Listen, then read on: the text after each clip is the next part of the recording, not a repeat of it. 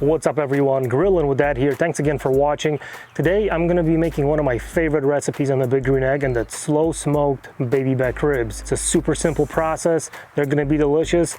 Let's get started. Now there's a lot of different ways of making ribs depending on the types of ribs, the type of cut, all sorts of different methods, whether to wrap or not to wrap. This is my preferred way of doing them. It's a 3-step process. Part one is we'll just throw them on the Big Green Egg, let them sit in that smoke for a couple hours. That'll let them absorb that smokiness, really build up that flavor. The second stage of that cook is going to be wrapping them in foil. That's what's going to get them nice and tender and really kind of fall off the bone, but not overcooked. And then the third step is going to be saucing them with the barbecue sauce. I'm going to apply that at the very end, get that sauce nice and tacky, get it super sticky on those ribs. It's going to be super good. As I mentioned, for this cook I'm using 2 racks of baby back rib, and these guys are looking pretty good as is. So let me take them out. Prep on these is fairly minimal, so these are looking pretty well. The only thing I would do if there was more or too much fat on top of it, I would remove that fat. I just expose as much of the meat as possible. One other thing to keep in mind when cooking ribs is you want to cut off any excess pieces like this guy here. This is just going to burn off while it's cooking, so just cut that off. Any kind of loose pieces, see, like this right here, so just cut that right off. Because these ribs will be cooking for a couple hours in the smoke, any kind of loose sticking out pieces will just burn off, and they're not going to be not good when it's done. So now we'll flip them over. The underside looks pretty good. I'll cut this kind of little excess piece off. Check this rack. Same with here. Just cut this, a little bit of that off. And then that leaves us with the membrane. So that's this kind of a lining film that is on the bottom of the rack. I'm gonna pull this guy off. There are a couple different ways you can remove the membrane from your ribs. Sometimes they actually come from the store with it already removed, but if not, you wanna make sure you pull it off. It's gonna expose the meat, allow the rub to penetrate the meat a little better, and also while they're sitting in the smoke, allow that smoky flavor to get to the bottom of the ribs. And then when they're cooked, you're not gonna have that kind of chewy texture or chewy membrane after it's all said and done. So what I like to do is just use a paper towel. So just grab your paper towel and grab one end of the membrane like you see here and just pull it right off. Paper towel just helps it grip a little better. See, it's just coming right off. So this is kind of what we're pulling. So that's one half of it. Sometimes they're a little easier to come off, sometimes a little harder, but once you grab them, they just pull right out. Okay. So there's a little bit more here. Let me get this last bit. And our membrane is off the first rack. So I'll do the same thing on this one. So again, just flip it this way.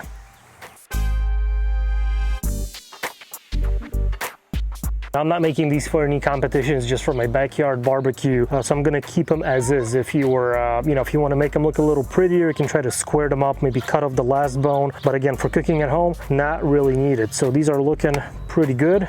For the rubs, I'm going to be using 2 different barbecue rubs. One is going to be Hardcore Carnivore Red, and the other one is going to be Meat Church Honey Hog. The Hardcore Carnivore Red is not sweet at all. It's kind of more peppery. It's got a nice bite to it. And the Honey Hog, as the name implies, it's a little bit more sweeter. So I think the 2 will go nicely together. Get that nice kick and peppery bite from the HC Red, and that sweet finish that I like on the ribs from the Honey Hog. We're going to apply a light coat on the bottom. And I'm not using any binders on these. I'm just kind of dusting them with the rub. Let that rub work its magic. Same thing on this rack. You don't need too much on the bottom, just a light coating, and then just lift them up. Shake off the excess. Okay. Now I'll take the Honey Hog rub and do the exact same thing to both ribs. Just a nice even coating. Shake off the excess.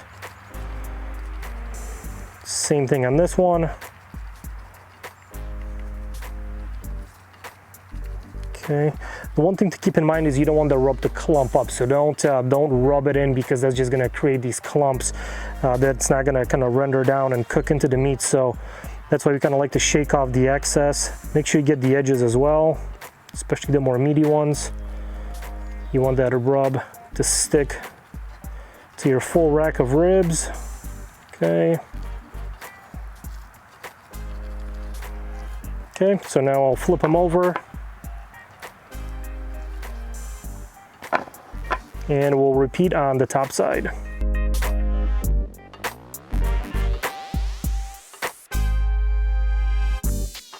All right, ribs are seasoned. Now it's important to let them sit out at room temperature for about 30 to 45 minutes. That'll allow the rub to start penetrating the meat. It'll start getting nice and moist on the outside, and that's what we're looking for before they go on the egg. So I'm gonna let these guys sit, and I'm gonna go fire up the Big Green Egg. Got the Big Green Egg fired up, so it's set up for indirect cooking. So I've got my plate setter above the lump charcoal. I'm also using a drip pan just to help keep that plate setter clean, and the grate on top. So I'm gonna bring this up to about 225, 250. And then I'll put the ribs on. One thing to note, I'm not using any wood chips or wood chunks on this cook. I'm only using the lump charcoal. Because it is lump, it's gonna generate a little bit of smoke as well, and that's gonna be enough for us and how we like our ribs. So it's not gonna be too smoky, and still is gonna have that nice kind of grilled and charcoal flavor. Grill is cruising at 240 right now, so let's go ahead and put these guys on, and as you can see, they are looking great already. So I'm just gonna lay them right on the middle of the grate. So that's rack number 1. This is rack number 2. And just like so, you want to make sure there's some room between them. You don't want to crowd them up too much, so that'll allow the heat and smoke to circulate around them and cook them evenly on all sides. So close the lid and let these guys cook. Ribs have been on for about an hour, so let's take a look. Oh yeah, these are looking really nice. They're still a little wet on the outside, but as you can see, they are starting to dry up a little bit. So I'm going to use a spritz for this cook. I'm going to be using the Sparkling Ice Black Raspberry one. I like using these bottles because my top just screws right on. So I'm just going to give them a light misting just to keep them nice and wet. So this will help prevent them from drying out. So that looks pretty good. Close the lid, let them go for another 30 minutes. When spritzing the ribs, I try to stay away from very sugary liquids because the sugar tends to burn and give them a bitter flavor at the end. You can use just regular plain old water, apple cider vinegar mixed with water. Really anything works. All right, my ribs have been on for almost 3 hours, and as you can see, they are looking absolutely amazing. Very nice and wet on the outside. Great color forming from the smoke and the rub. So this is kind of what I'm looking for when I decide to pull them. So you can start to see the bones showing on the side, nice mahogany color on the outside. So these guys are ready to be pulled from the egg, wrapped in foil, to move on to our second part. All right, so we got our first rack of ribs off the Big Green Egg. As you can see, it looks amazing on both sides. Nice color. Again, the bones are showing. So now it's time to get these guys super tender. As you can see, they're not quite there yet, so we want it to bend a little bit more, have more tenderness, and the way that I'm going to do that is by wrapping them in foil. Put them over here first. I'm going to start by layering in first some sugar in the raw. So just a nice kind of layer. So add some sweetness. Okay, then I'm going to put a couple pats of butter right on the sugar. Okay, and finally, we're gonna add some honey. So just drizzled right on the sugar and the butter. Now I'm gonna take my ribs and put them meat side down on our mixture, okay? Just like so. And I'm gonna repeat the same process on the bone side.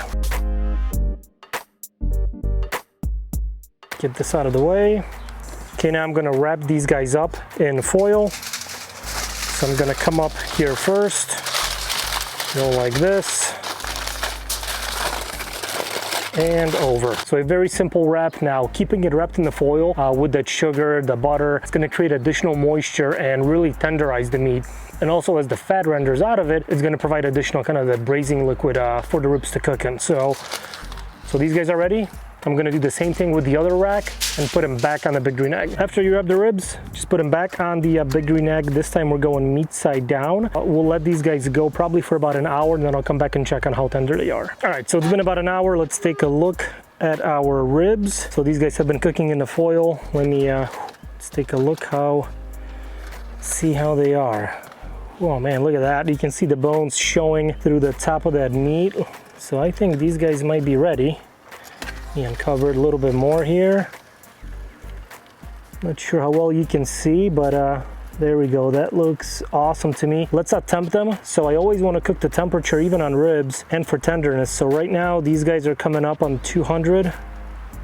So it's exactly where I want them to be, where they're gonna be tender, very soft, but they're not gonna fall apart when I take them out. So let's take these guys off and sauce them up. I pulled my ribs of the big green egg and they look absolutely phenomenal. So these are right out of the foil. I did put them in these little foil packets just to make them easier to move around and put it back on the grill. But as you can see, I mean, these things are looking as good as they can be. Great color on the outside. You can see the bones kind of poking out here. You can see that very nicely. Same thing with this other rack.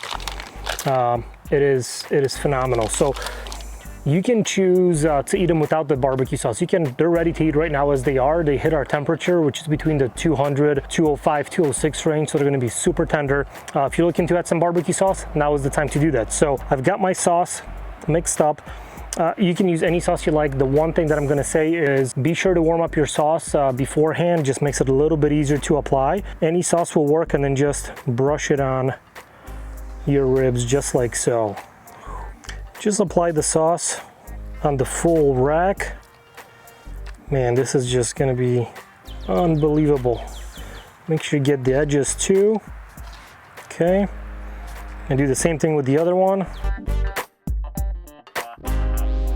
I'm gonna put these back on the grill for about 10-15 minutes max, just to kind of thicken up that sauce, get it nice and sticky for us, and these things are gonna be ready.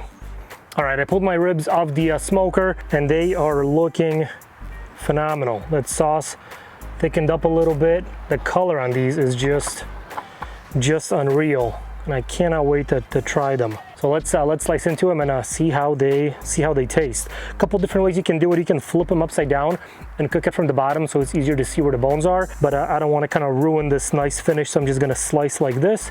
Keep an eye on them. Make sure you slice between the bones, and we'll see how they turned out. Oh yeah, they smell great, by the way. Good sign is that they're not falling apart as I'm cutting into them. The bones go a little bit diagonally, which is why I'm cutting it this way. I think there's one right there. Okay. Cut a little bit there, that's okay. It's okay, it's still gonna be good. Well, let's pull one out. See how it turned out. Boy, look at that finish on top. I'm not sure how well you can see that in the camera, but that color is just unbelievable. Looking into the rib, you can see the nice little smoke ring. They are super tender, still very juicy in the middle. This is as good as it gets. So let's try them out. Oh man.